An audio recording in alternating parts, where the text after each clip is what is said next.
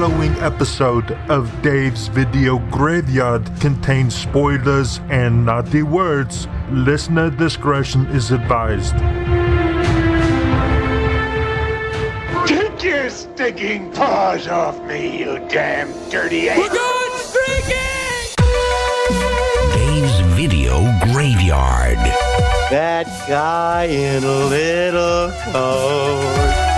At no point in your rambling, incoherent response were you even close to anything that could be considered a rational thought. I'm not a smart man. Shut up! One tubby. What's wrong with him? My first thought would be alive. Why so serious? Wise man say forgiveness is divine, but never pay full price for late pizza. Hail to the king, baby. Hey, Mom! The meatloaf! We want it now! The meatloaf! Of all the radio shows in the world, this is definitely one of them. Dave's Video Graveyard on 100.5 WOWFM. Okay, you people sit tight, hold the fort, and keep the home fires burning. And if we're not back by dawn, call it present. 100.5 WOW FM, blowing everyone away there with the volume. It is a pleasure to be with you. It's Dave's Video Graveyard for another Monday night and a Mother Nunday night. I'm on fire already. It's an absolute pleasure to be with you. With me, as always, is the co-host, not sidekick. It's Paulie. Okay, cool. I can be either. Sweet. Be You can be sidekick. the Alfred then. I'll be Batman, you be Alfred. You don't even get to be Robin. Wow. No, I'm joking. This is great. Say hello to our guest and maybe give him crap. We are welcoming right now from Riot City Wrestling here in Adelaide. He is the master of the Vile Driver. He is a very unlikable person, and I'm not sure about his in-ring persona, but joining us right now is Zak Sabbath. Zak, how you doing, dude? Fantastic. Thank you very much for having me, mate. Not a problem. Thank you so much for having us. So you'll be taking us through your favourite films of all time this evening? Absolutely. I'm very much inspired by movies and what I do in life and in the ring, so I'm very excited for this interview. Awesome. So, where should we start? How did you get into wrestling? Well, when I was about 6, I played the games on Nintendo 64, WCW versus NWO. Yeah. Revenge. Oh, fantastic. So good. And one Monday night at about midnight, it was during school holidays, and I managed to catch Monday Night Raw. No, sorry, it was WCW Nitro. Ah, nice. It was on around midnight on Mondays when I was young. On TCM, Turner Classic Movies. Yep. And I... TNT. Yeah, that's it. But we didn't have Fox. It was on Channel 9, actually. Oh, wow. Yeah, that's why I was on so late. But I caught wind of that during the school holidays once when I was a kid, and I recognized the characters from the games. And then every Monday night, my mum would let me stay up and watch it because I was very insistent. And ever since then, I wanted to be a professional wrestler.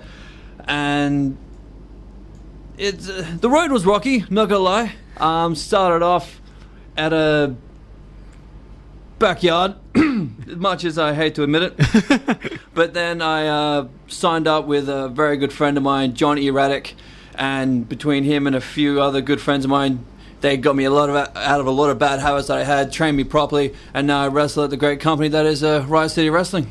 Awesome. Are you saying it was 10 years now? 12. 12. 12 years I've been wrestling, over 550 plus matches. Oh, wow. I lost track like last year sometime, I think. It was so maybe in 2 years I'll say it's over 600. Wow. But for now, I'd say about 550 plus matches. That's amazing. One of our first professional dealings together was my band shot a music video that required wrestlers. Okay. So we put the call out to a few because we've been to a few Snake Pit shows, and there was a few that we really liked, and we contacted them, and there was some umming and ahhing, but Zach was the first one. Was like, yes, I'm totally in. I'll do whatever you want. And I'm like, would you jump off the top of a cage? Yeah. And so we get there, and it's really funny, and it's a testament to how Zach is into it. The other two guys were very like, oh, I don't want to do this. I don't want to do that. And Zach's basically, all right, let's go. First move was Zach running, does a double knee to the two guys running towards him. But Zach's too excited and splits both their lips in the very first shot that we filmed inside the ring. So that's making the video? Yeah, that's in the video. It was very authentic, and yeah. So I actually really liked the song too. That definitely helped. Awesome. I very much was into the band. They are a good band. Yeah, I could take them or leave. And then at the end of the thing, Zach jumped off the cage, and we didn't quite get it. We weren't ready for how quick he was going to come down, so we missed it. And so then I basically went up and like, that was so fantastic. You absolutely nailed it. Do you reckon you got another one yet? And testament to you as a wrestler. You're like, yeah, I'll do it again. Do you need different angles? Do you need whatever? So that was awesome. Did you just start trying to milk it and just like get him to do it like 10 times? Can you jump on tour, Carl? But no, absolute respect for that, because you put your body on the line for nothing, and it was fantastic. Oh, I was happy to do it. Always happy to endanger myself or others for nothing. Nice. Now, speaking I of would change that if you want to get paid. Speaking of endangering yourself, you have a show coming up on the weekend? Yes, I do. 23rd. Is it 23rd? 23rd tomorrow. Yes, so it'll be the 27th. Thank you. The 27th of January at the Latvian Hall. Show starts at 7:30. Awesome. And who are you fighting? I will be in the first round of the Strength Cup against Big Brody Marshall, who is apparently too big to break. And to be honest, the bigger they are, the harder they fall. Like he's got upward of 35 kilos on top of me. He's a very big man, and I very much look forward to making him squeal. And how can people get along to that one? Get tickets somewhere? Either at the door or go on the RCW website. Just look for www.riotcitywrestling.com.au and all the information should be there. If not, check us out on Facebook. Just look up Riot City Wrestling and you'll find the page. Awesome. We'll put a link onto it for like this tonight too after the show, so you can just check out our Dave's video. Also like my Facebook, you cretins. You can do that. The Dark Prince, Zak Sabbath. Like my Facebook page. So I can consult you directly. You heard it. Yeah. Don't make me powerbomb you through this table. We might get into the movies. We'll start with some music here on The Graveyard. 100.5 WOWFM. It is Dave's Video Graveyard for your Monday evening. Currently past 8. We're joined by Riot City Wrestling's bad guy, the master of the Vile Driver. It is Zak Sabbath. Dude. What's a Vile Driver? I don't know much about wrestling, so this is my education. It's a pile driver, just vile. Okay. Is that also like a love move as well? Because I don't think I'll be the receiving end of that. Depends who I'm giving it to. Oh. Yeah. So, we'll quickly parlay. We'll play a quote from your first choice, I reckon. If I can just find it. Wait a minute. I'm a reasonable guy, but I've just experienced some very unreasonable things. It's all in the reflexes. So, tell us about your first choice. Big Trouble in Little China. I absolutely adore this movie. Kurt Russell, anything he's in is generally amazing. I don't think he's ever been in a movie that I haven't liked. You may be surprised to know that that's actually a law, that anything he's in has to be declared as good. Don't make me check IMDb to prove you wrong. I welcome it. All right, Van. We know him here as K. Russ, because we're good friends with K. Russ, and he's an absolute legend. Big Trouble in Little Chinatown came out in 1986, and it was directed by the amazing John Carpenter, and was an absolute financial failure when it first came out. When it was getting developed, the storyline was everyone kind of knew what was happening. And the film, The Golden Child with Eddie Murphy, got rushed into production and beat it out. And so everyone went and saw The Golden Child and was like, oh, we don't want to see these like mystical crossover type things. Yeah. And so it did really bad. But once it got onto video, it absolutely went crazy and developed the cult following that it is. But initially it was made for 25 mil and only made 11 mil at the box office. Wow. But that is just absolute craziness because it is a fantastic film. Do you remember the first time you saw it at all? I was very young. I know that. I remember me and my friends, I believe it was when I was in primary school, we used to do a little hand symbol to each other in the playgrounds. Because not only was I obsessed with wrestling, but I was and still am obsessed with martial arts. And all the martial arts aspect of that movie, all the mysticism, I just got so into it. And so did my friends. So we started, pretty much playing Big Trouble in Little China or Power Rangers in the playground at school. Sorry, keep going. Yeah, we did the little symbol. We punched each other a lot more than we probably should have. But I reckon I was probably 7 years old when I first watched that movie. Yeah. That's a good age for it too. Like he was amazing. Excuse me? I'm just saying, like, there's some movies back in the 80s that, like, you watch them now, it's like, that's really not for kids. But this one's like, it's a pretty fun movie for anyone to watch, like, of all ages. So. I, within the last 6 months, have had my mind blown about this film, and I don't know if I want to tell you because it might change your view of this film. Kurt Russell is doing a John Wayne impression the entire film. That's what him and John Carpenter came up with. If you can now hear Jack Burton deliver any lines and not hear him say Pilgrim at the end of it, it's... I could see that, yeah. I mean, because I know Carpenter's a huge John Wayne fan. Like, he's a big Western fan. So, yeah, I could see that from some of the... Well, originally it was going to be set... It was going to be a cowboy movie, basically, set in, like, back in the day. And then there was going to be, like, an eastern side of thing where he, like, ends up in Chinatown. And then it really was... written to be like a mystical cowboy movie. Yeah. And then, some under the influence execs went, no, let's make it 80s. Let's make it the 80s. And they're like, but it's a cowboy movie. Well, instead of a horse, let's get a truck. But I think it worked out. It worked out for everyone, and also has Kim Cattrall in it, which Paul knows from Sex and the City, but I know from Mannequin, another great film that she did. I don't know whether, like, saying that makes you any better than me. It's like, oh yeah, Sex and the City fan. I like Mannequin. Mannequin is quite masculine, and you Mannequin know that. 2. Hey, film's a film. Yeah. No, it's a good choice. I think I've actually talked about this one yet on the show. No. It was our logo for a long time. In fact, all your lists, I think, are new entries, which is good because we've had a lot of crossover with, like, Star Wars and Indiana Jones, lots of stuff. So this is all going to be new. And I fresh. do love those movies as well, but as far as my all-time getting my all-time favorite movies down to a list of 12 was a lot harder than I thought it would be. It is, man. Yeah. Like, I'm just sitting there going, no. And I guarantee you next week you'll be like, I should have put that one on. He's tried to change it 4 times since the initial list.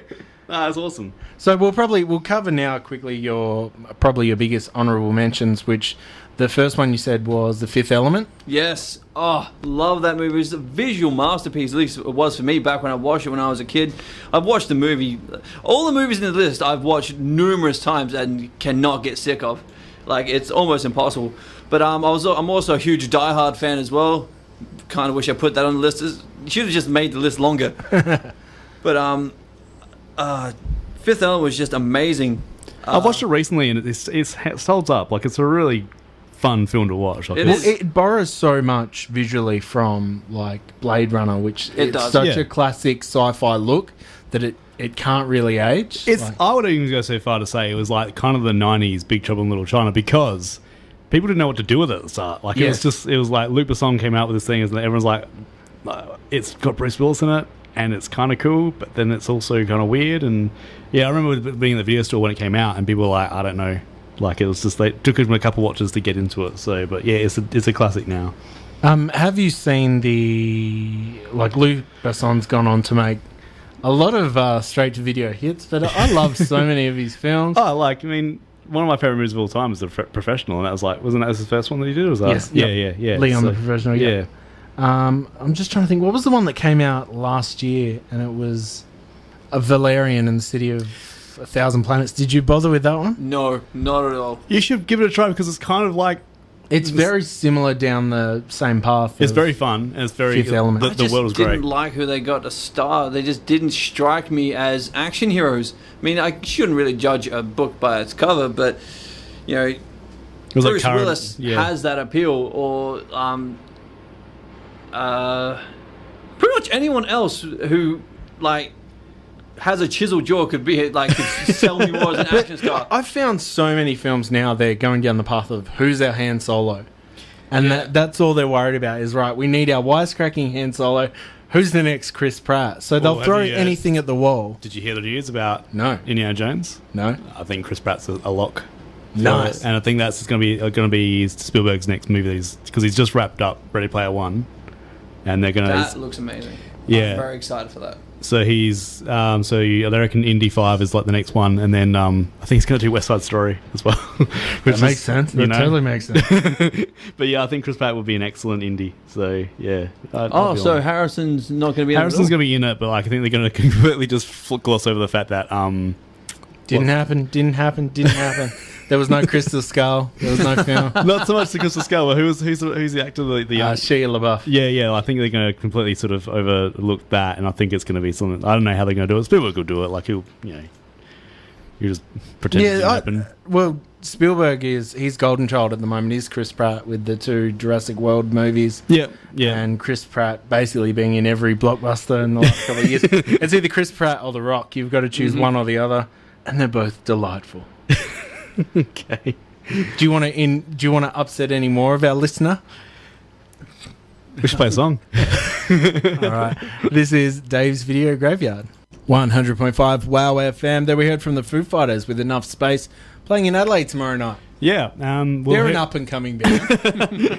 Speaking of up-and-coming bands, there's going to be a band we're going to play later called The Mill and the Sniffers, who they're going to open up for Weezer and Foo Fighters, and it's an amazing opportunity for them because they've only been around for like about a year, and we're getting like a lot of play. I already hate them. How did they get that gig? So if you are going, get around early because they're worth it, and like just see some good like Aussie openers because like most international bands these days don't have even sometimes national openers. It's like it's really good. What movie are we going with next? I will play a little snippet and you see if you can tell me. Okay.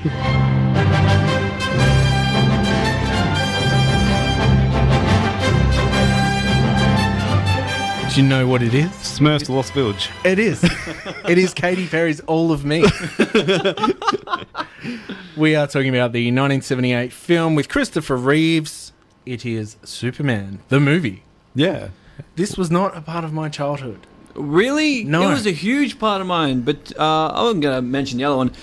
I'm a huge Tim Burton fan, so the Batman and Superman movies are from my childhood, and I'll say it here and now, Michael Keaton is Batman. I don't care what anyone says. You're getting no arguments inside this building. Christian Bale sucked. All right. Well, see, let me retort by saying I've learned to accept that Christian Bale is Bruce Wayne. All right, fair Michael enough. Keaton is Batman. All right, I'll handle that. But who didn't want when in the early 90s as I was growing up, who didn't want to be Superman? Who didn't want to be Christopher Reeves? In fact, funny story, while trying to be Superman, I leaped off my porch and landed on a board with a rusty nail in it. Went straight for my foot. First time I had to get tetanus. Good times. Wow. See, this is what the show is all about. They're the stories that make the films relatable. Yep. How many young lives were ruined? Well, I'm sure, like, obviously the internet didn't exist now, so there's no real looking it up, but I'm sure there was a lot of issues with capes and kids and towels and stuff. Oh, yeah. If not an urban legend, then that's what I heard in the day. So this film was made for, just remembering, it was made for $55 million and it went on to make $300 million. Sorry. So that's a little bit of a profit. And directed by Richard Donner, who for me is the director of The Goonies. Yeah, okay. Yes. Goonies, another fantastic flick. Starred Marlon Brando as Superman's dad. I'm trying to remember his name. Jor-El, yeah. Gene Hackman as... Gene Hackman's Lex Luthor is excellent. And he refused to shave his head for it. Yeah. And that's awesome. I actually I rewatched this movie more for Gene Hackman's performance than anything else because I reckon he's excellent as Lex Luthor, probably one of the best. And Terrence Stamp, who a lot of people would know, particularly me, from Priscilla, Queen of the Desert. Definitely, yeah, okay. It's just a thing. Did you rate the other ones, like the after ones? Or? I love the first 3, 4. I don't know what they were doing with number 4. They just made up stuff. Was that the Richard Pryor one, the fourth one? The Quest for Peace? Is that the right? I'm not. I think it might be the one where He fights a radioactive man. a radioactive man who had bacon or something in the That rocket. was They shot really it or something. I'll tell you what happened there. Canon Films, who were famous for making like Chuck Norris films and a heap of straight-to-video crap, but that's how they made their profit, was direct marketing. So they made a lot of Van Damme's earliest films and stuff. They spent every cent they had to get the property of Superman. It was going to save the company, and then they just churned out a massive turd, and everyone's like, well, maybe we don't like Superman anymore. What's the name of that doco? There's a doco about this company that made these really bad Chuck Norris and Van Damme films in the 80s, and the two brothers that run it. Yeah, that's just insane. Canon Films. But they did make the Masters of the Universe film, which is a fantastic classic, which I'm sure won the Oscar that year. Yeah. I actually caught, so they played Superman Returns on TV the other night, and I saw it for like 5 minutes, and I was like, this is just so boring. The thing that blows my mind about Superman Returns is, at the time, was the most expensive film ever made. Yeah. Where is the money? Did they make all the clothes out of actual money? Like, I don't understand. I think a lot of the money was spent on. They paper mache'd that plane out of money. And all the money was spent on CGI and Kevin Spacey's hair off. He was like Caesar in that, wasn't he? Yeah.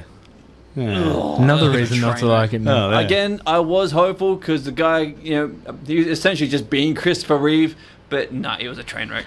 What did you think of Man of Steel? I love it. I thought it was great. Like, I love the modern special effects. I think Henry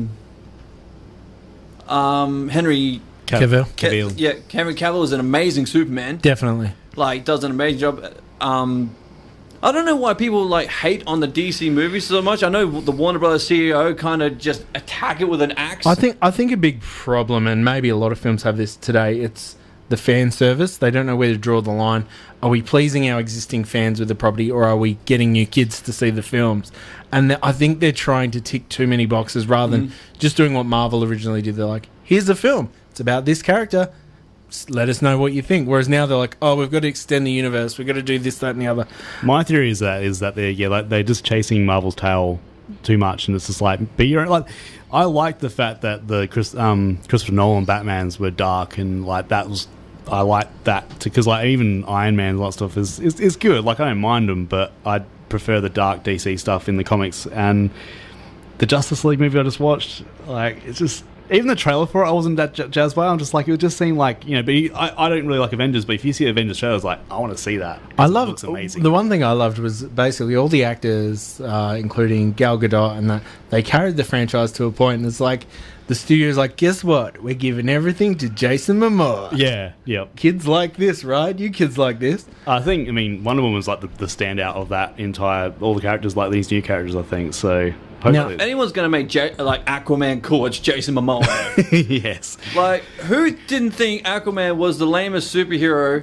Without doing, actually reading a comic and doing the research, Aquaman's actually pretty damn cool.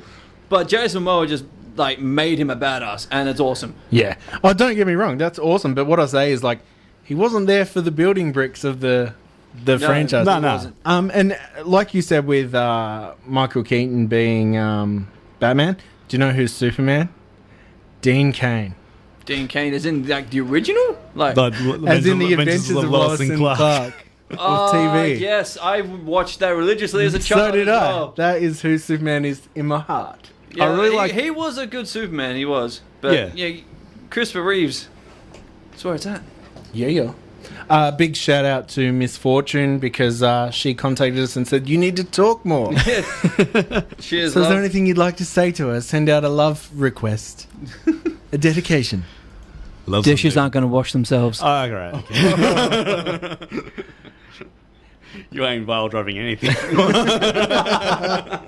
This is DVG here on WOWFM. Cool, so that was Emil and the Sniffers. They're opening up for Foo Fighters and Weezer tomorrow, so you get on early. Are you going to introduce the next movie with another quote, or are you just going to... Yeah, we can do that. We can do that. Cool.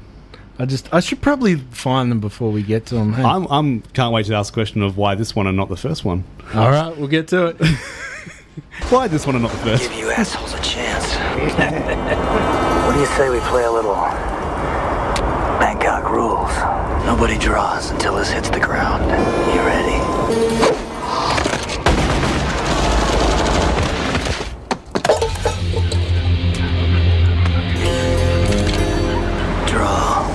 Kurt Russell is the coolest human alive. Even in audio, I was shuddering. Why this one and not the first one? Escape from LA instead of Escape from New York. You want to know the real reason? Yes. Yep. I haven't seen the first one. I'll let it go. No, Paul has quit. I will let it go because same order that I saw them in. Yeah, it's extremely hard to actually find, especially back when I was obsessed with this movie, to find a copy of the first one. As much as I'm sure it will upset a lot of film nerds, I hold Escape from New York in the same esteem as, in classic sense, as Mad Max. Like it's a groundbreaker. It sets the standard, similar to what like Blade Runner did with science fiction, where it had to look that good or just don't bother trying. Yeah. That's what, to me, the post-apocalyptic, more in a city setting, did from Escape from New York. But Escape from LA was almost like a... You know the way everyone was like upset, the mirrored and the almost the rhyming that there was with The Force Awakens and the original Star Wars? Mm-hmm. That's similar to Escape from LA. Much the same movie. They picked all the bits that they liked and redid it. It's the same thing. LA's an island, which New York's separated from the mainland. He's got to save the president in the first one. He's got to save the president's daughter in the second one. And very similar, but unforgivable CGI when it comes to the submarine getting bit by a shark and the surfing with Carradine. It's going to keep saying the surfing. The surfing. And I loved it. I thought it was good. Bruce Campbell is an unrecognisable freak that's obsessed with... I love Bruce Campbell. He's like one of my all-time favourite, if not my all-time favourite B-grade actors. Now, you were just saying off air how impressed you were with the budget stuff for Superman. Get this one. Made for a budget of $50 million, went on to make 25.5 after video release. Oh, really? So even on take-home video, it made half its budget. Oh, that's a shame. But, hey, it's a great film. There is a story I really loved when... John Carpenter and Kurt Russell, because they're BFFs, they quite often have tea together. And for years, everyone's like, when are you going to make a sequel to Escape from New York? And John Carpenter, one night at Kurt Russell's like, we should maybe look at doing it now. And Kurt Russell's like, I'll do it. He goes, we'll have a costume fitting and see how everything goes. And Kurt's like, excused himself from the table, gone to his room, because Kurt's big for stealing anything from a film that's basically his. And come back dressed. He's still the same size and shape and physique as he was in the first. So take that. And then they said, all right, well, let's not bother about writing anything new. Let's just do it. Let's just take it as it comes. He's a guest. You need to respect his choices. It was I'm sorry, but I loved it. I have later since seen Escape from New York. And... as much as this may annoy a lot of people, I still prefer the second one. I'm sorry. It came out, Escape from LA came out in the last year of primary school for me. Yep. And we were obsessed with playing the basketball game on the basketball court. None of us could do it. We all would have died. Yeah, it's so incredibly gassing, but I just love at the end where he just shuts the world down. It's just such a badass thing to do. It's amazing. I wonder if Spoiler alert for a 97 film. 98, sorry. 96. 98. It's 96, isn't it? 98. Okay. It's set in 98. Sorry, you're right. I know more about your shitty film than you do. Shut up. One thing I do remember when it came out was at the cinema, they had a trailer that used to play. I reckon it was around about the time of the Mission Impossible film. I could be wrong. It could be a first time for everything. What they did is they're like, oh, in the theatre, no smoking, no drinking, no red meat, no freedom of religion, and they listed all the like laws that are in effect in the film. Did not get it. I was like, oh, this is true cinema. This little Broken Hill cinema's really got They must have been really out of place in Broken Hill. Yeah, they've really tightened up. Didn't say no math. Yeah, that's it. I'm just looking on IMDb now, and on the couple of movies up is one of my like. Do you remember Soldier? Yes. Oh my god. Hey. K-Russ broke his ankle before that started filming and filmed the entire film with a broken ankle, including. Does that affect his acting, or is not at all? Is it just because the magic's all in the face and the hair? Is that why he looked pained the entire time? It doesn't matter what you say because no one in the world can grow better facial hair than Kurt Russell. Okay. Yeah, have you seen direct his beard. His beard in The Thing and his moustache in The Hateful Eight. The Hateful Eight one, yeah. Yeah, go on, talk crap about him there. Oh, no, that's fine. I'm just saying that, like, he's fallible. That's all I'm saying. Nah. To prove him wrong, you prove us all out of existence. You realise that's how it works? Oh, deep. Talk more. Talk more. No, talk more. You have some questions? I do. I haven't got them right now because I didn't think you were going to throw well, when you're going to bring your A game of paying out Kurt Russell, you need to bring your A game across the board. I think. Well, what's your most favorite death scene in a movie? Oh wow. Favorite death scene. While he thinks, what's yours? I always go for Fargo and the wood chipper. Like I like Steve Buscemi just being chucked in there. That's always a good one. I like the last 4 minutes of The Mist. Oh yeah, yeah. Oh, that is horrible. I love it. The one that comes to mind is The Crow, when he where Brandon Lee puts. Oh God! Is it Fun Boy on the car or? Fun Boy is the one he shoots at with all the needles. The dude from The Warriors. Yeah. He chucks him in the car, tapes his eyelids open, throws in the incendiary grenade, and throws him off the pier. Yep. That is awesome. And with that, we go to this. Suddenly, I heard a tapping, as of someone gently rapping at my chamber door. What are you talking about? You heard me rapping, right? So tell us about your next choice. The Crow would have to be. I love all the movies on my list, but this would have to be my most watched and all-time favorite movie. Wow. It is. I don't know why. I reckon because when I watched it when I was a kid, my childhood wasn't exactly a cheery place. No fault to my mother at all, but she did the best she could, absolutely. But I'd like to say that I'd like to make a joke there, but moving right along. But watching that, seeing such horrible things happen to nice people, and the guy rising up from nothing to make things right, I wanted that as a kid. I'm guessing that's why this movie spoke to me so much. Yep. On an emotional, spiritual level. But I think that was true for everyone around that time. Because how old were you in '94? Like you'd be 5. Okay, so when you get into the mid '90s and I remember a lot of people when we started hiring it for the video store, it was always it was a movie like a lot of the punks and the goths and lots of stuff, sort of people who were sort of probably seen some crap. It was a voice for the outcast. A voice for the outcast, it was a misfit movie, and everyone sort of gave him shit. But I was always like, oh, it's cool that they've got this movie they can relate to in this way, because it's a bleak film when you take away from one thing that always resonated with me when I was younger watching it was.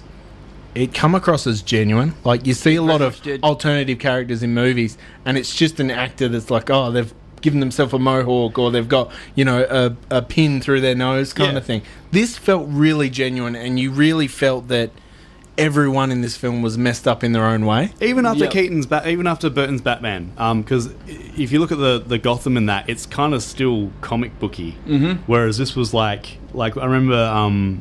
When she's having breakfast and her mum's going out and she's basically just got nothing to eat and all that stuff, and Ernie Hudson's in there and he's trying to sort of just give her some hope and stuff like that. And it's a bleak movie, and I still like it. I haven't watched it for years. I meant to watch this week and I couldn't find a copy for me to watch. Fun fact, it was the most stolen VHS of all time in Australia. Oh wow, really? Yep, from video stores. It's awesome. And this is another happy story made for 23 mil, went on to make 50 million. And of course, tragically, was Brandon Lee's last film, which so sad because like we spoke about off air, he'd done a few things where you could see there was a bit of green on him when it came to acting. It was a bit thing. This, he commands every performance, and sadly taken away because of a production accident. Yeah, that is heartbreaking because he was so brilliant in this movie, and I feel if this didn't happen, he would have gone on to have an amazing acting career. Definitely. And see, this is the first time I think also that everyone went, wow, here's Brandon Lee, and it's not, here's Bruce Lee's son, let's see what he's doing. He was his own force in this one.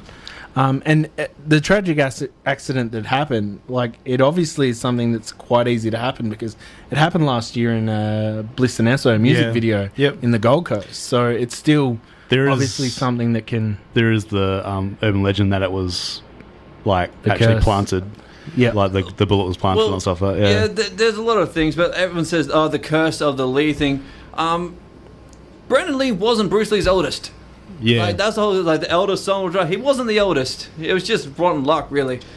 But, I believe it was just a mishap on very much so. Can we talk about the soundtrack for it too? Oh, how 'Cause that's- good was it? I mean, like, that was the first time that, like, a soundtrack was, like, almost preceded the movie. Catered for the movie's audience. That started. And 'cause, like, I think that had a big part of what I was saying with the genuine feel was they were genuine. That was music that a lot of these outcasts would have really listened to. It's not like, hey kids, this is what all these goths are listening to, check it out. It was really down the aisle of, genuinely what they were into. Because I was just getting into grunge then, and I think Stone Temple Pilots is on the soundtrack, and Big Empty's on there, and it's. I think that's even might be in the scene with the car. I reckon that's the song that's playing when he drives off, and I was just like, I always remember that scene because of that song. It's like, but the rest of the soundtrack's excellent. I mean, and it kicked off that whole thing. Like, I mean, Spawn then had like a soundtrack that went with it. Another fantastic and personal favourite of mine. Yep, I'd recommend revisiting that before telling too many people because I used to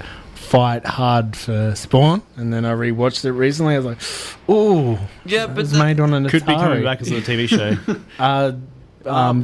Being handled by McFarlane himself, the creator and writer of Spawn, are going to be great. Oh yeah, rated R as well. If the rumors proceed to be true. Oh yeah. I mean, I don't think you could do it any other way. No. Much too dark. 100.5 WOW FM. I should probably give you a heads up when songs are going to finish or not. It adds to the live vibe. The next film you've picked is, I'm assuming it's not from the 90s, I'm assuming it's the 2012 version, but we will quickly play this one. Inhabitants of Peach Trees. This is Judge Dredd. In case some people have forgotten, this block operates under the same rules as the rest of the city. Mama is not the law. I am the law. Mama is a common criminal, guilty of murder, guilty of the manufacture and distribution of the narcotic known as slow-mo. And as of now, under sentence of death. Any who obstruct me in carrying out my duty will be treated as an accessory to her crimes. You have been warned. And as for you, Mama, judgment time. Oh man, getting excited just listening. From 2012, it is the film Dredd, starring Carl Urban. Tell us all about it. Well, when I was a kid, I was a big fan of Judge Dredd, the Stallone film, which... Do you mean the Rob Schneider film? Yeah, the Rob Schneider film, yes. The Rob Schneider film. But really, it was just a Stallone film with... his name would just happen to be Judge Dredd. Had dick all to do with the actual comics or the man that is Judge Dredd. Carl Urban's Dredd is just, as you were saying before, one of the best like action or violent movie in like recent history. It is a masterpiece, and it adheres so close to the comics. He got the no expression in the bottom jaw, just a never take look. off Never the take mask. off the helmet. And never warming to anyone either. Exactly. Like, Stallone was won over, and he was just Stallone. Someone coming to Stallone and saying, "We're going to make a movie, and you can't take your helmet off." Like, well, that's the it didn't even get as far as Stallone. The studio's like, great idea. We're going to greenlight it. We've got Stallone on board. He's wearing the mask for the poster, maybe, which they even halved. I remember one of the original production posters. They halved his helmet so you can still see. Stallone in there. Still me, guys.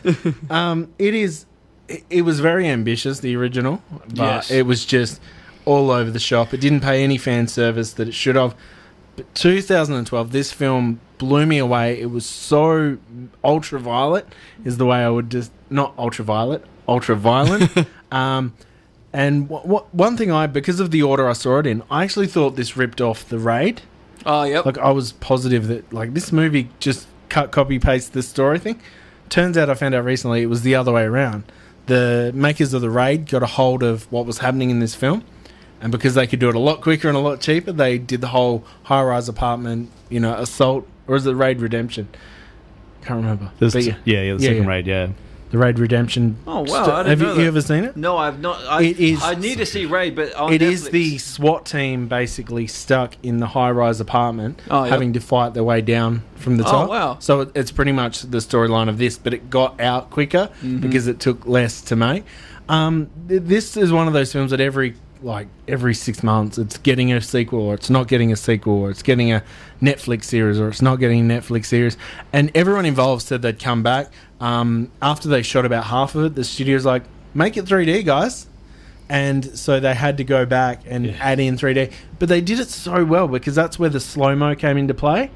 And I love the slow-mo drug, and now how well they did the slow-mo fall, the skull crushing, the deaths were so well done. And the way I really loved that in 2012 they could have a film with so much CGI used properly. They used CGI to extend the sets. It basically did matte paintings with CGI. Yeah. And it was done so well. But yeah, the 3D camera it was like, this film's not getting released if it's not 3D, and a 3D camera triples the cost of any production. So they lost a huge thing. I believe even Carl Urban dropped down his money just to help get it across the line, because it was like... Wow, and now guy, Carl Urban. 3D is falling in its ass. It's just not even... It was a gimmick at any point. So. Well, I have people coming into the store I work at and asking about it, and it's all 4K now. So it's don't... All these people bought 3D televisions, and they're like, nah, it's just, we're going to go to something new now. And it's the shortest fad I've ever seen. It was 3 or 4 years tops, and yeah, it's not coming back. So... Yeah. I also found that a lot of movies did they used it as a gimmick, but they didn't do the 3D work right at all. There's only 2 movies I feel actually used it properly, and that was Avatar and Dredd. Yeah. Anything else, you could barely tell. Captain America, the shield flew at you on the occasion. Terminator 2 Judgment Day didn't look that great at all. So Spot's just opened up as a co-host. I was wondering if you want to come here every week. Absolutely. Because I just fired a guy. Mate, I'll happily show you what a vial driver is. We got to the point. We might go to the next song while Andrew and I show Paul what violence is. This is Dave's Video Graveyard. Help me. I was visiting a bar, and in he walked. You saw his face? His face? No. I mean, every step he took towards the light, just when you thought his face was about to be revealed, it wasn't. It was as if the lights dimmed, just for him. They called him a loner. I know who you are. Really? You kill drug dealers. I killed the woman I loved. You ruined my life. They called him a myth. You've heard stories of that man that carries the guitar case full of weapons. Find him and kill him. I hope you don't think you can take someone like Ucho all by yourself. Really? They made the mistake of calling his bluff. Just something in the guitar case? My guitar? Now, it's time to face the music. Let's play. Desperado, the new film from Robert Rodriguez. No introduction needed. Tell us all about this film. I watched this movie a lot in my early teens. This was the first Banderas movie I ever watched, and is to this day still my favorite. I liked him in Assassins as well, but this was my main Banderas. This, and it went to Zorro. Zorro was alright. Went back to this. Then watched Spy Kids. That broke my heart. Came back to this, but it was again the coolest character you could possibly draw up. Just comes in with his guitar, knocks it down, pulls out a bunch of guns. It's amazing. This was my first introduction to Robert Rodriguez and Quentin Tarantino as well. Wow. I got a lot of good stuff from this movie. And one thing, I've revisited it during the week because I was like, I love this movie, I'm going to rewatch it. One thing I noticed watching it, Steve Buscemi is the linchpin for greatness of the 90s. Yeah. I never really... And because it was only recently that I was watching Pulp Fiction that I realised, oh, that's right, he's Buddy Holly in Pulp Fiction. Yeah. So he's been in Pulp Fiction, Reservoir Dogs, Fargo, Billy Madison even. He was in every one of the greats of the 90s, basically. Pretty much. My thing, I remember we had a really beaten up VHS copy at the store where I worked at, and then finally they released El Mariachi, which is the first one that he made for like $7,000 by doing drug trials to get the money up. That's how he made the first one. They did a split of El Mariachi and Desperado, and it's so good. I still got that one. I watched it during the week too. It's still stuck. One thing I really loved when it come to Rodriguez filmmaking at the time, they were called Lost Hooligan Pictures at the time. That's right, yeah. And they went on. If you watch Full Tilt Boogie, which is the making of From Dusk Till Dawn, when he was making Desperado, because it was like they threw money at him and they're like, go and make this thing. And he's like, oh. And because he was so used to making film, this was actually made for $7 million as well. Yeah, yeah. But this time around, the difference being was the $7 million didn't have to pay for catering. It didn't have to pay, whereas before, he was like paying people out of that and whatnot. Banderas did it pretty much for free because he believed in it so much. Same with Salma Hayek. Yep. But the one thing that I always loved the story was when Rodriguez was making this, he rang up the studio, a big budget studio, which was Miramax or Dimension Films at the time, and he rang up and he's like, hey, I see in my contract you guys have given me, $1,000 a week for hotel room for myself. He's like, so I'm going to sleep in my car and I'm going to use that $10,000 sorry, $1,000 a week. I'm going to use that on the film. Is that okay? And they're like, it kind of goes against all the all the film things, but you're filming in Mexico, so if you just take that money and go and get the hotel room you're supposed to get with that money, we won't need receipts because we've already budgeted it for that. And so he slept in his car just so he could have another $1,000 a week to spend on his vision. Oh, and that is so awesome. That's and then, like you say, he made Spy Kids. Oh God! Yeah, if you see, the movie called Full Tilt Boogie is really good to see, just how he works. He's a very chilled director. You can see him on set. He's got a guitar most of the time, and he's just like, all right, let's just try it, sort of thing. It's but he's got a vision. Love it or hate it, Sin City was amazing when he made that. It really was. Again, another the visuals of that with the visuals of Sin City, the black and white and the dashes of red and color where it really counted, it was so good. That's what I was really hoping, that the spirit was going to be amazing Sin City, and it was garbage. I was like, Harvey Dent's going to be Harvey Dent. Harvey Specter from Suits is going to be famous. Saw him in that as the spirit. I was like, this is terrible. It's so bad. I was so hopeful. Saying that, I really didn't like the second Sin City either. It upset me because halfway through I realised that Josh Brolin I'm like, when's Clive Owen going to show up? And then to find out that he'd replaced him, I'm like, no. Yeah, that upset me as well. Clive Owen was, he was brilliant in Sin City. Another Clive Owen, which is a movie that I really enjoy, is called Shoot 'Em Up. Which, it was a straight to DVD release, I'm pretty sure, and Definitely. I just chucked it on, and it was just from the first 2 minutes, just non-stop violence. Paul Giamatti. Amazing. Because I remember I hadn't seen Sideways, which is what everyone knew Paul Giamatti from. Yeah. So I was constantly trying to tell people, you know the guy that's in Howard Stern Private Parts movie? And they're like, no. I'm like, he's in Shoot 'Em Up. They're like, what is that? The I'm bag. and then I'm trying to fix it. I'm like, that's a Bob Hoskins movie. It actually reminded me recently when Marvel from RCW was here. He spoke about the film Hard Boiled, and that is the closest visually to Shoot 'Em Up in the style of action, where it's just insanity non-stop. Yeah, and it's awesome. Giamatti is excellent in that movie. He really was. He was amazing. But with Desperado, again, fun fact, I hurt myself a lot as a kid trying to reenact those stunts. The giant dive roll, back roll he did while shooting off the rooftop. You ever tried doing that off a ledge? I have not. I wouldn't recommend it. Because it turns out the stuntman landed on something really soft and didn't actually do a full rotation up to his feet like I originally envisioned. So you end up just landing on your head a lot with two toy guns in your hand. I think that's testament to the different people that we both individually are, because you copied all the action of it, and I just told that peeing in the shot glass joke to everyone I met. Because at the time was the best joke I had ever heard. And like you say, I didn't know what Quentin Tarantino looked like. I just heard the name all through the 90s. It was like Pulp Fiction, Pulp Fiction, Pulp Fiction, Tarantino. Then I'm like, who is this weird guy telling this joke? He is really terrible. And because he had like pimples and stuff, he was all sweaty and sick, and I was like, why is he must be a friend, why is he in this movie? Then I'm like, oh, I'll take that one right back. He's gonna be nothing, this kid. And there's a lot of people credit, like, they're like, oh, and it gave the world Danny Trejo, who went on to make Machete, which I think are also some weak Rodriguez films.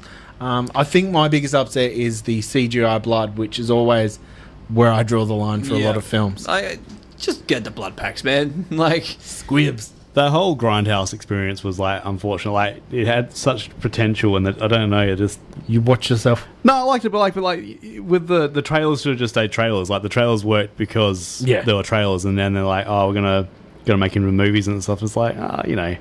But at least the casting of Death Proof was flawless. We might move on to the next song. What do you think? Yeah, true. Or would you like to talk about Death Proof for a bit? No, that's good. 100.5 WOWFM. It is Dave's Video Graveyard. Joining us tonight, Ride City Wrestling's Zak Sabbath. And he's having fun. Oh, very much so. Yeah. So the next film, we might play a quick little quote. It is this one that goes a little something like this. You ever dance with the devil in the pale moonlight? What? I always ask that of all my prey. I just like the sound of it.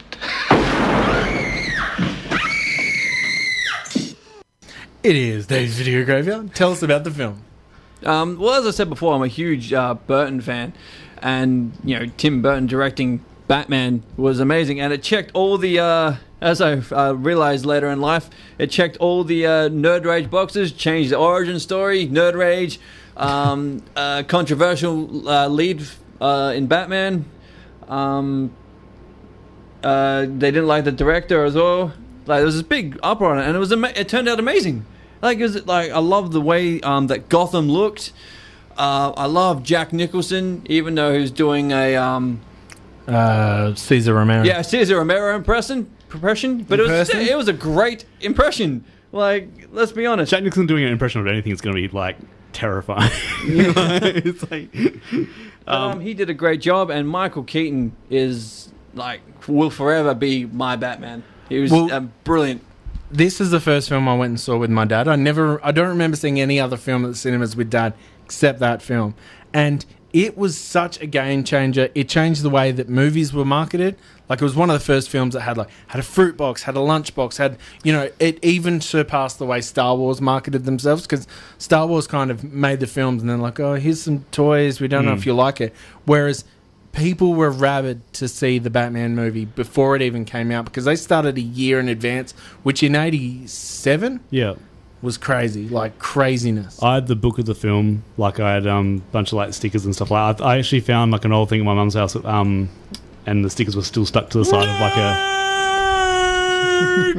a... Okay, Howard's turn. This movie's like, I mean, as much as like I really like the Nolan ones, like this one, and I don't really like Tim Burton, sorry. I retroactively kind of don't like him, but I loved him at a time. This is still an excellent film, and I don't mind Batman Returns too. Jack Nicholson is what always seals it for me. Like his performance in this is excellent. I think the way the Gotham looked was really cool. Like it sort of I don't know.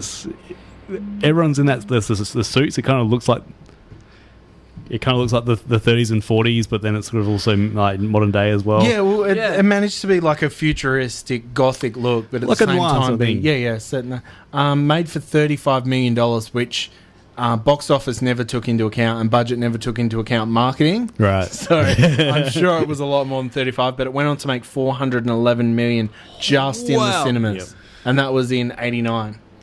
Yeah. I always got freaked out by the bit where where the guy burns with the buzzer. Yes. Did that not mess you up as a kid? Yeah. I always talk about like RoboCop movie and the Batman movie. The way it was marketed, it was for us, it was for kids marketing. I remember getting like some fruit boxes. There was like a 6-pack, and every one of them had a cutout-able Batman card on the back, and one of them was Jack Napier's hand coming out of the chemical, all burned with his glove, all melting off. And it terrified me. I was so scared. I had to drink it with it facing away from me. It was so terrifying. I got the trading cards, but with the bubble gum. Don't nerd me. No. You're gonna nerd me again.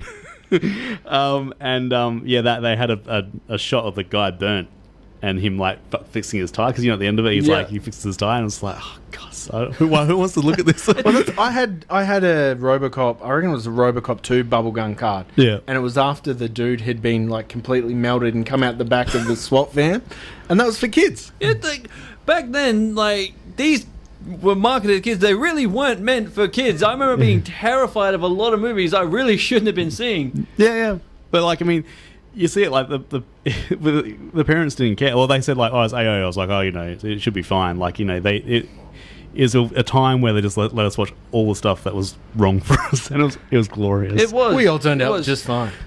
My biggest become too sensitive.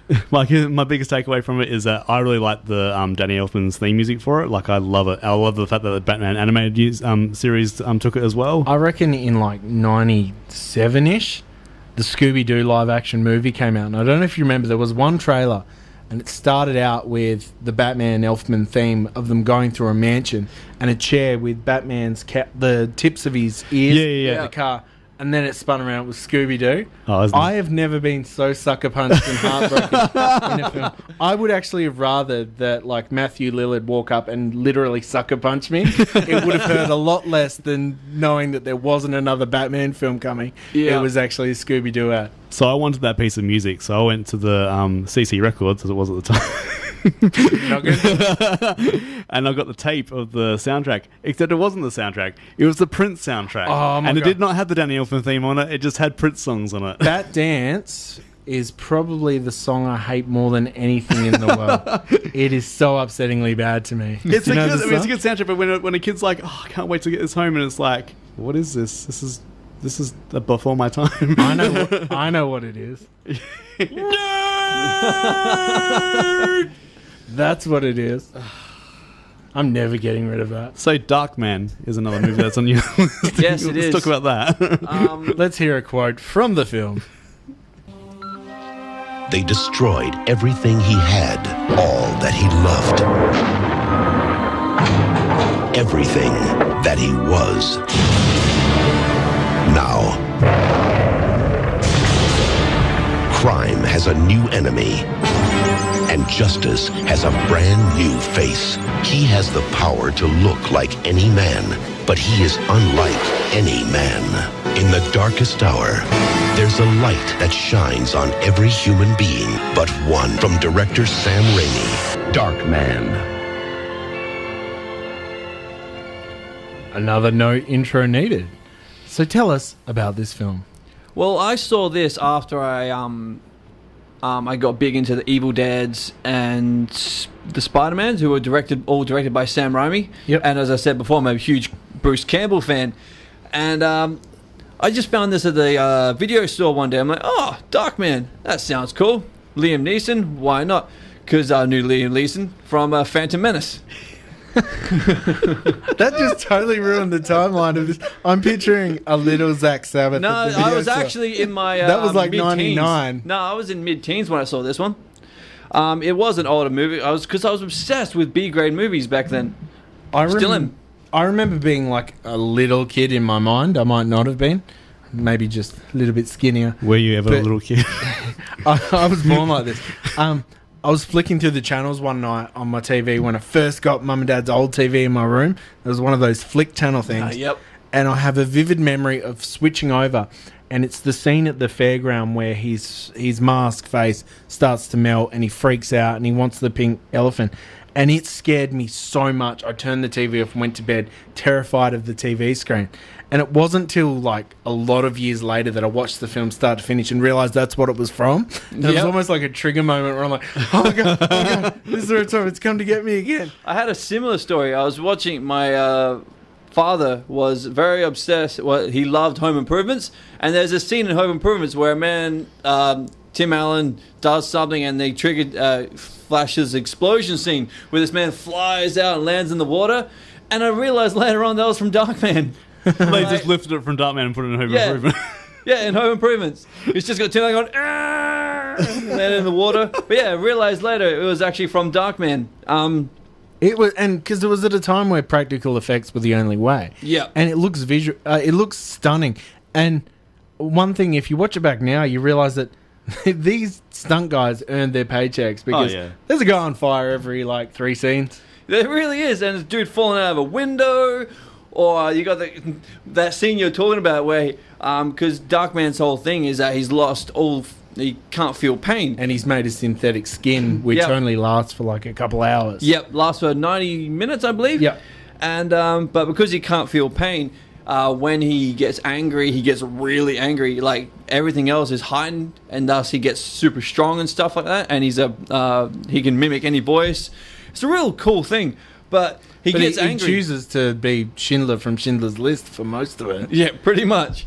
But he gets angry because he wins the elephant and the guy tries to screw him on it. So he cuts to a scene where he just loses his mind, grabs the guy's fingers, twists them into a bow, and throws him through his stand, and then just screams at the lady he's at the fair with, "Take the elephant!" Then his face starts melting. It's your mate from Fargo. Francis McDormand. Yeah. And yeah, I remember that scene so vividly. And I also love at the end, there's a Bruce Campbell cameo as he fades off into the crowd. Yeah, because that's his new face that he picked. Yeah. And that's because Raimi wanted it. Yeah. He couldn't afford, basically, to have Liam Neeson at that time again. And plus, he wanted to work again with Bruce Campbell, who I'm pretty sure reprised Darkman for 2 and 3. No, actually, they got the bloke from The Mummy. Arnold Vosloo was... the actual Mummy? Yeah. Yeah, right. Yeah, he was Darkman 2 and 3. Did Bruce Campbell not do the voiceover, though, or something for it?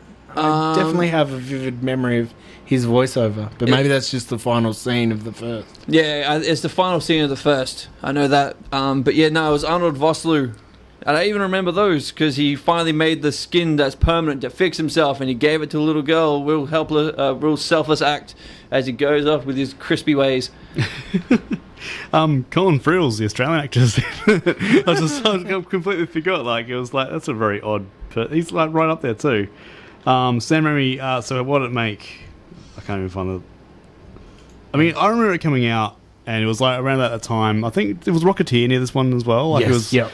It was around where they were taking risks and they were getting other less known comic properties because they were cheaper. Because Phantom was around this time too. No, Shadow. Oh, Shadow. The Shadow. Shadow, and this is why I get mixed up. On my list. I love that movie. It has aged well. I will put it out that it's aged well. I'm getting confused because I actually get these ones mixed up all the time. So yeah, I'm thinking about the Shadow a lot. That was my first movie I watched Alec Baldwin in. Same. Yeah. And then never watch Shadow and then watch 30 Rock because it's this massive guy ate Alec Baldwin is wearing his skin. He looks like Edgar in the first Men in Black movie where it's just wearing him as an Edgar suit. That's what 30 Rock. But then I saw him recently on Comedians Getting Coffee in Cars. He looks good again. Oh, yeah, excellent. He's treating himself well. Yeah, The Shadow has a lot to answer for as far as me trying to move stuff with my mind. Unsuccessfully and being very disappointed as a child. Every time Mum and Dad opened the freezer, tried to move something to get Luke's lightsaber out of the snow. Yep. Never worked. Thanks, Mum and Dad. Yeah, outrageous. DVG 100.5 WOWFM. Joining us tonight, Zak Sabbath from Riot City Wrestling, originally from Snake Pit. Yes. Is that the first place that you wrestled? No, I wrestled for an old company, which was under my original trainer, which I don't really feel like plugging because he's a dick. That is fair enough. So ignorance here. So does Riot City and Wrestle Rampage ever cross paths, or is it just you guys parallel train tracks? Okay. Yeah, pretty much. All right, good. Sometimes we've swapped talent here and there, which is pretty cool. But yeah, no, just parallel train tracks, man. Just both doing our own thing. Coke and Pepsi. Yep. Okay. Who's Coke and who's Pepsi? I'm not going to say it. Pepsi's better anyway, so it doesn't really matter. There we go. So there we heard from Moaning Lisa with Carrie, I Want a Girl. Yep. They're from Canberra. They're just they're starting up about a year or two ago, but they just released that single and they got an album coming out in March, I think. So I really like him. I like the obscure Simpsons reference as a name as well, because it's the name of an episode. So yeah, check them out, Moaning Lisa. I think they were here late last year. They'll probably come back sometime this year, I'd say. Sweet. Now we get into the quote from the next film. In the year 2004, time travel is a reality. You are charged with violations of TEC Code 40.8, time travel with intent to alter the future. And a crime. It turns out going back in time is a pretty easy way to make money. I think you got yourself a shipment of gold that you're taking to General Lee. The genie is already out of the bottle. The technology is there. Now, one man. You ever hear the name Aaron McComb? Is about to take the ultimate power trip. He's gonna be president. You don't need the press, you don't need endorsements, you don't even need the truth. You need money. But to enforce the laws of time. Are we still together in 10 years? Am I dead? One man is determined to stop him. I cannot go back to save her. This scumbag is not going back to steal money. Stay here, Walker. My future, you're dead. I think you planned too far ahead. Jean-Claude Van Damme. Ron Silver. Will you get him? Mia Sara.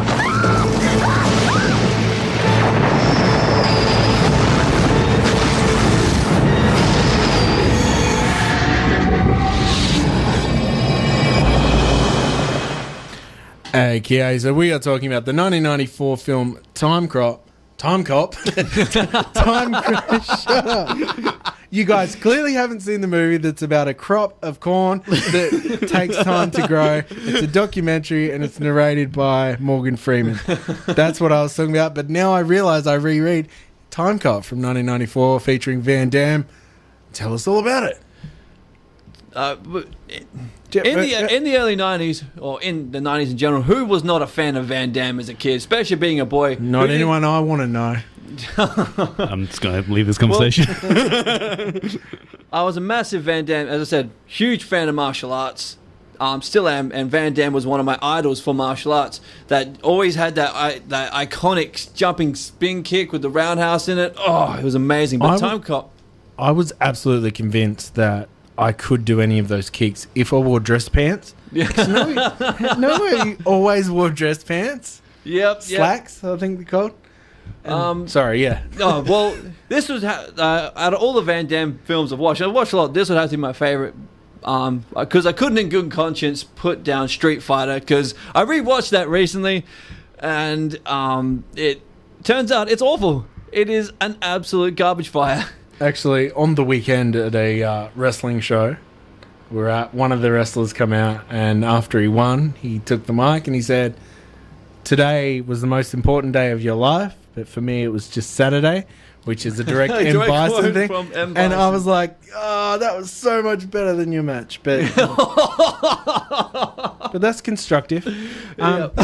So was that the one that took a really long time? This film blows my mind just reading this on my memory, not looking it up online. Time Cop is the highest grossing film with Van Damme in it.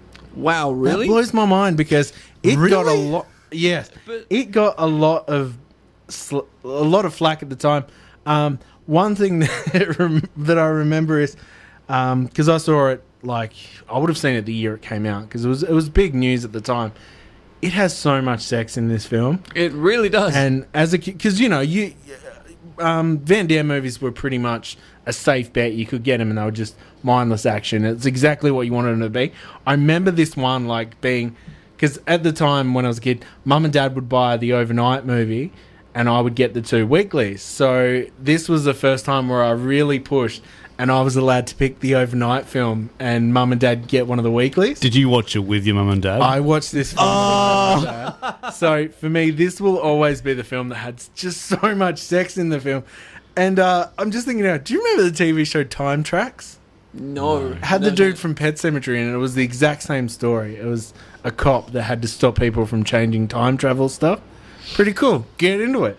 But this film, another vivid thing that I remember is because, at the time, I was a kid, so there was no sexualization of anything, but there was all the sex scenes, and I was like, oh no, I'm so uncomfortable with mum and dad. But then even more uncomfortable, Van Damme has a fight completely naked, and to stop himself from getting electrocuted, he does the splits on a countertop, and it's just all butthole. You see in his butt.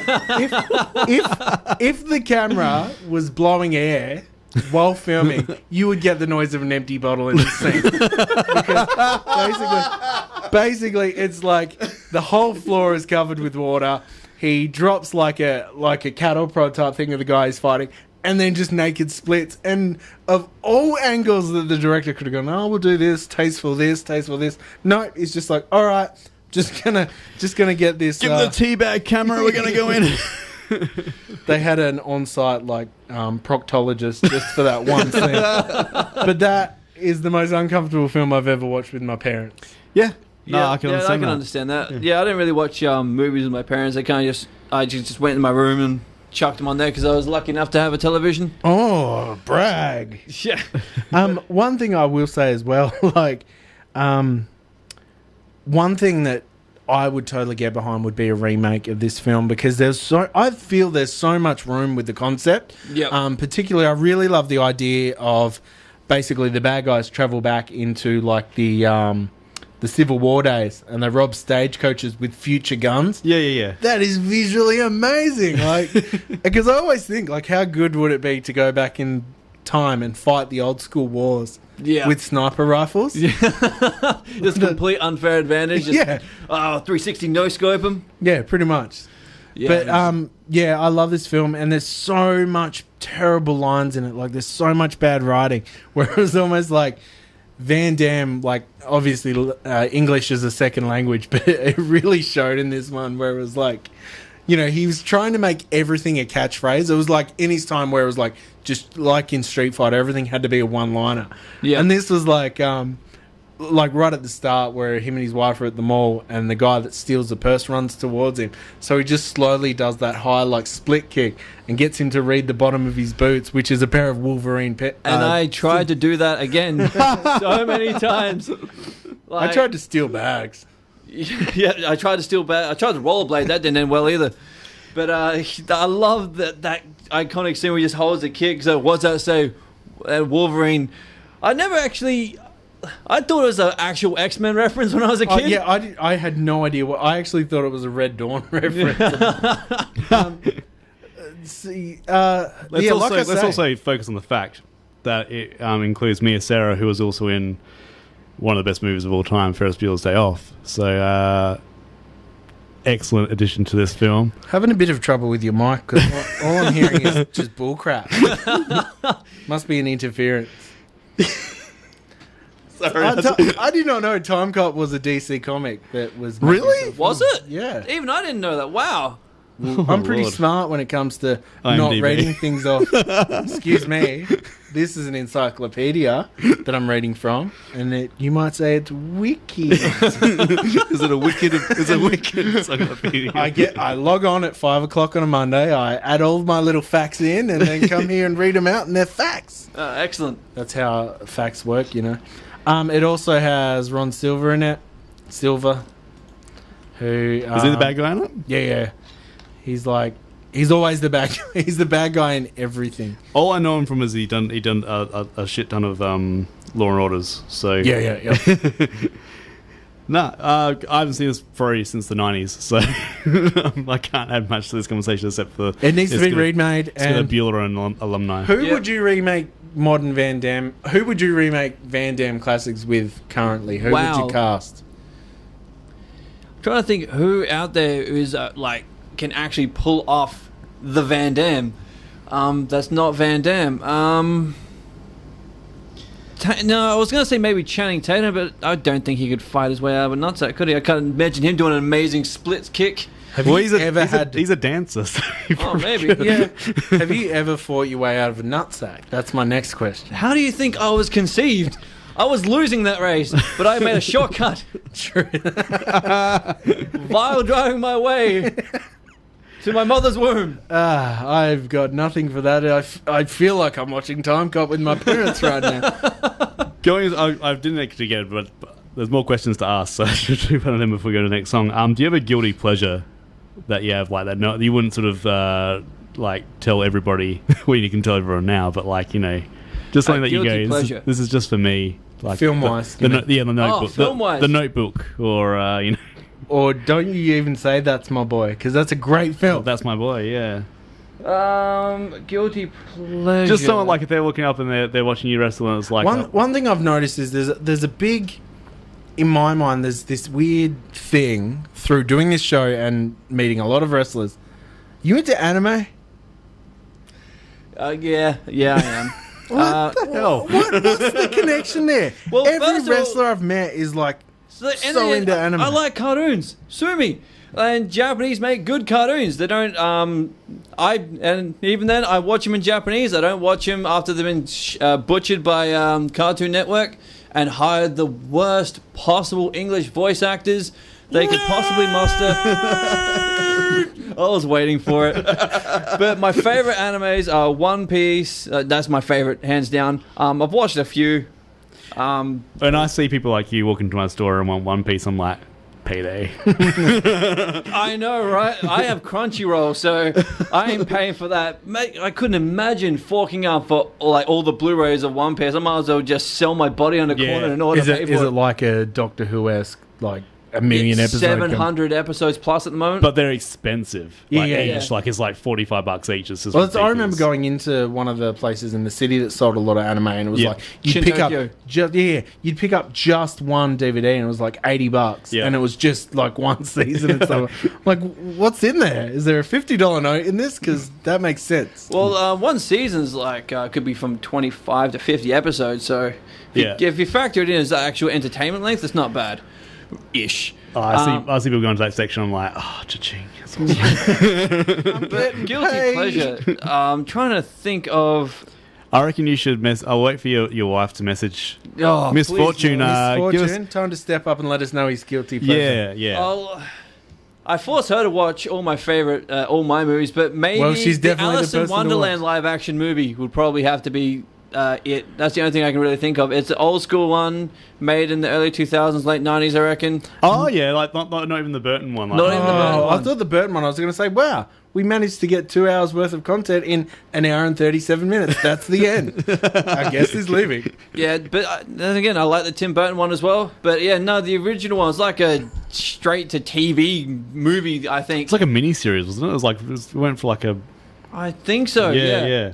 But that was I love that as a kid. Okay, well, Misfortune also add to that. I reckon there's maybe a brony, My Little Pony.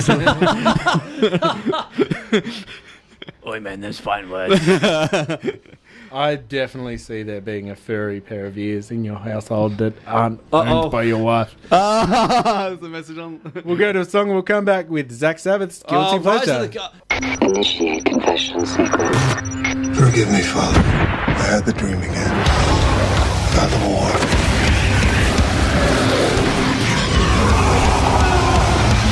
I have questions, doubts. The devil comes in many shapes, many shapes, many shapes. Tell us all about this film. Priest, another one of my personal favorites. A straight to DVD or Blu-ray release. Very underrated. Another Carl Urban movie. So many people, like I saw this and really enjoyed it. Tried to sell it to so many people, and no one has seen it. I made the wife watch it, and she likes it. She doesn't like anything. I'm going to hear about that later. But we love you, Misfortune. It is so good. I love the story. I love the dark apocalyptic tone it has. And there's the message now. I love this real song.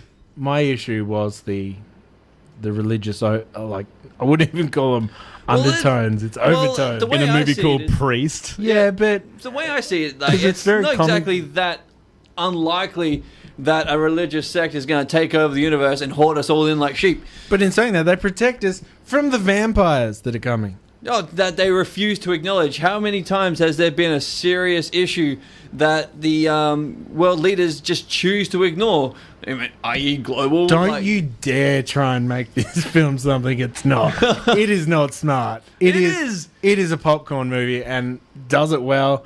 I really loved it, and I also love Legion, which I'm pretty sure has to be from the same writer and director and everything. Yeah, I reckon it is. It's got the same lead. For the life of me, I can't remember his name. Paul Bettany, who Thank you. everyone knows as the Vision. The spirit. No, what's the Avenger that he is? Vision. Vision. Sorry, yeah, Vision. Yeah, he plays Vision, and he was also the voice of Iron Man. He's the computer in Iron Man's house. Yeah. Yep. Jarvis. Thank but you. more importantly, he was in that awesome Night movie with Heath Ledger. I think it's called A Knight's Tale. Yeah, Knight's Tale. That's a good movie. Love that movie. It was a great movie. One of my guilty pleasures. Stop judging me, Paul. I'm not judging you. How very dare you? It's my eyes, wasn't it? Sort of glazed over. It was the where you just opened your calendar for next week and just deleted the Monday. It was weird. Oh god. Yeah, Priest has just got the fight scenes are very well choreographed. It was well written. The actors are excellent. It was made for 60 mil, and I would put it there that none of that 60 was spent on marketing it, because it's one of those movies, quite rare when it came to DVD, where I had not heard a thing about it, picked it up, and it won me over with the DVD cover. Yeah. Which, that's not how, that was more of a video thing. But when DVD came out, you kind of, you had a preconception of a lot of it. Never heard of this, went home and watched it. I was like, wow. Tried to sell it to so many people, and then I'd always overdo it. I'd be like, oh, there's vampires, and they're fighting the church, and... This and Legion, I do get mixed up because they only got released within a year of each other, and it was by the same dudes. I really liked it. It's a popcorn movie, and apart from the religious undertones that you don't like of a movie called Priest, I kind of liked it. The director, because I know he did something else I really liked. There's a movie called Dark Skies that came out in 2013. That was scary. It was a scary movie. It's got Kerry Russell from The Americans in it. So if you want to see another decent... And he's also got a TV show called Dominion. Yes, that is the show based on Legion, I believe. It's been cancelled now, though. Yeah, okay. But it's... much to my dismay, because it was really good. I really enjoyed it. I think it's 3 seasons of it. So, yeah, he's obviously got, a niche that he's got, that sort of dark, sort of fantasy type sort of thing. But, yeah. Really and I was very surprised by, what's his lead's name again? Paul Bettany. Paul Bettany. He, stood up as an action hero, really hard. I've only seen him as in A Knight's Tale or as the voice of Jarvis. And yeah, then I went one up. I actually bought the Blu-ray. I'm like, yeah, this looks good. I bought the Blu-ray, went home, and I loved it. To me, he's cut from the same, and I don't mean to do the generalised, but the English actors where they're quite skinny and they almost look sick. They don't look like conventional leading man. I'd say Cillian Murphy would fit in the same... Cillian, Cillian, yeah. Do you remember he's in the Da Vinci Code? He is the albino priest. Yes, no joke. Yeah. So he's good for that sort of stuff. He's in the new Solo movie. I knew it was coming out in something. He's in the new Star Wars Solo. Right. Not as Han Solo. The dude was got in excellent shape for the role, though. Yeah, definitely. He did really well in the stunts and stuff. Totally unrelated, but I just read that in 2006 it was meant to star Gerard Butler and be directed by someone called Andrew Douglas, which is a terrible, terrible name. Yeah. Just putting that out there. Totally unrelated to anything. So, Zach, this film was made for 60 mil, went on to make 78 mil. Now, I really need to look in. Did this come before or after Legion? Before. Did it? Yeah, Legion came after. Because I couldn't see it going the other way, because as much as I love Legion, there'd be massive... it's almost Maximum Overdrive, but with Rogue Angels. Yep. Then I've got a couple more songs on your list. Movies on your list. Drunken Master, I was interested to talk to you about and where that sort of fits in. Have you got No, I don't, but one thing I was going to ask, because I hadn't actually looked into this. Have you seen the version that is in the original language, or have you seen the dubbed version? Both. The dubbed version. I started watching, because it's fully on YouTube, I started watching the original version but didn't have any subtitles. I was like, you know what? I might give the dubbed thing a try.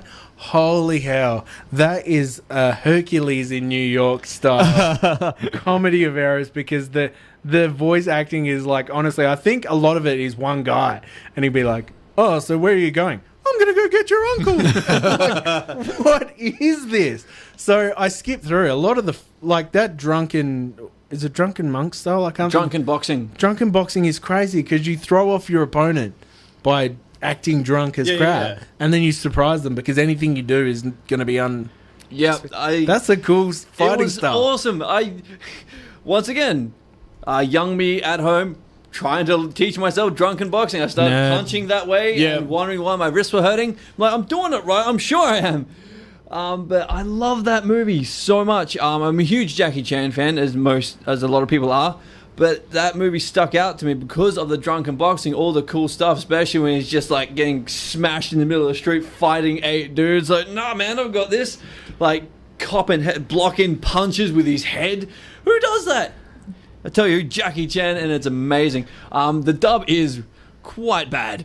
It reminded me, well, the first time I also had so many people going, you've got to see Itchy the Killer. It is unbelievable. It is so good. You've got to see it.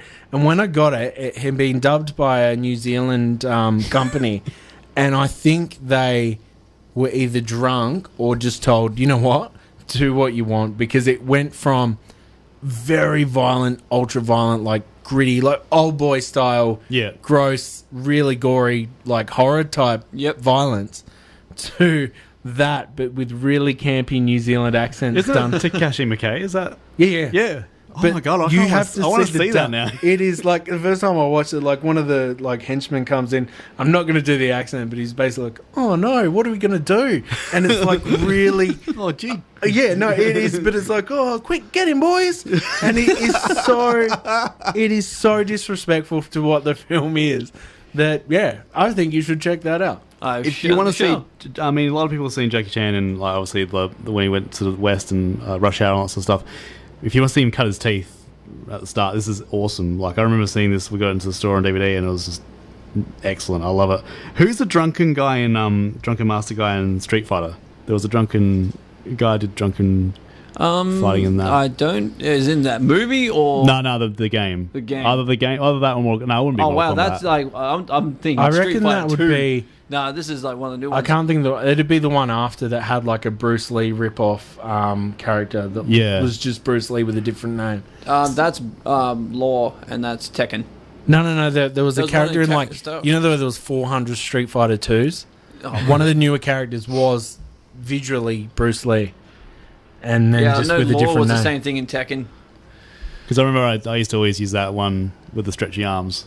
And I stopped using him. And I stopped using him. You're and started a terrible using person. Yeah, You'll get fire.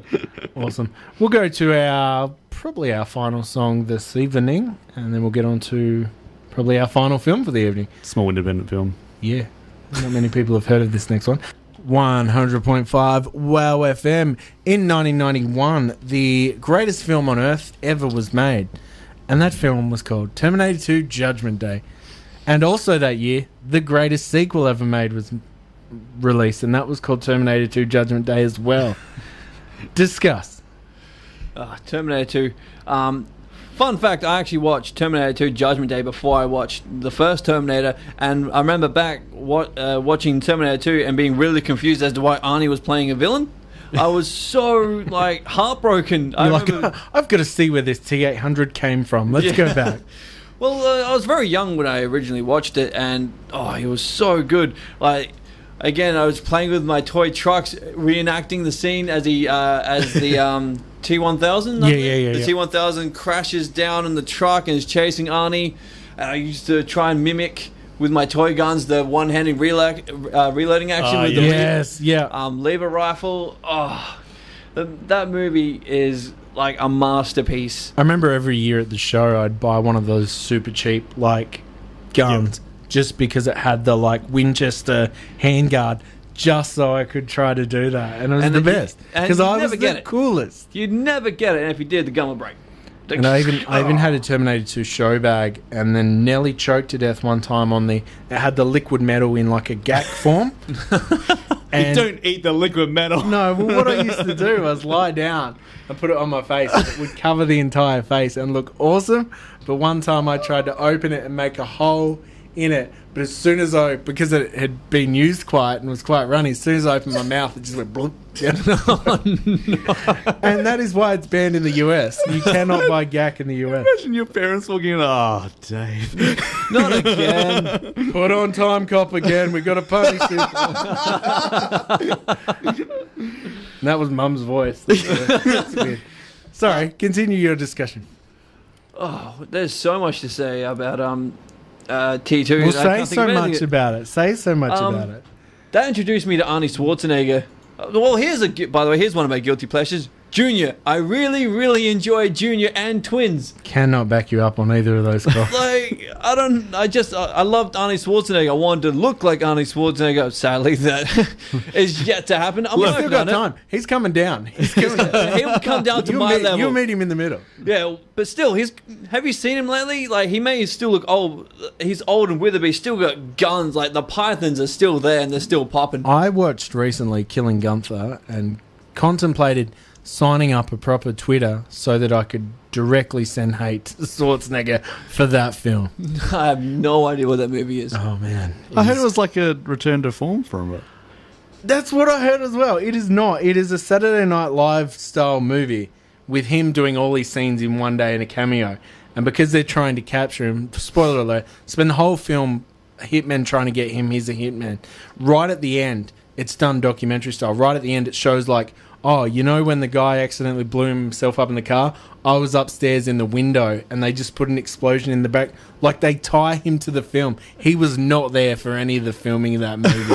It is so bad. He was an afterthought and then was the marketing directed by like a Saturday Night Live member or a cast member? Wouldn't surprise me. It's got a few members of the cast. Yeah. So this film revolutionized special effects in films. You couldn't release a tentpole film without having the special effects that this had. It was so ahead of its time. We wouldn't have had Alex Mack if this never came out. Oh, yeah, Alex Mack. Oh, my God. I thought I was like the only person on planet Earth who watched that show. Nope.